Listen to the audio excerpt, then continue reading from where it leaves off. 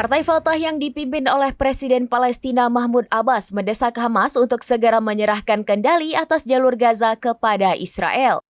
Permintaan ini didasari oleh kekhawatiran akan keselamatan warga Palestina yang menjadi korban konflik. Juru bicara Fatah Monter Al-Hayek menekankan bahwa Hamas harus mengakhiri kekuasaannya dan menyadari potensi kehancuran yang mengancam warga Palestina akibat konflik yang sedang berlangsung. Desakan ini muncul di tengah situasi konflik yang memanas antara Israel dan Hamas. Fatah menilai bahwa penyerahan kekuasaan atas Gaza dapat mengurangi penderitaan warga Palestina yang terjebak dalam serangan Israel. Hingga saat ini Hamas belum memberikan tanggapan resmi terkait desakan tersebut.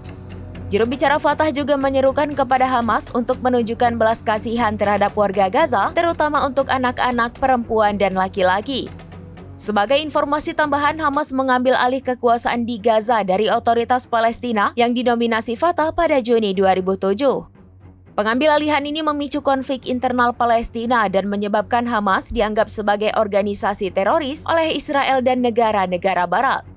Perkembangan pesat Hamas pun menimbulkan kekhawatiran bagi Israel karena berpotensi mengancam stabilitas mereka dan menggagalkan upaya perdamaian dengan Palestina.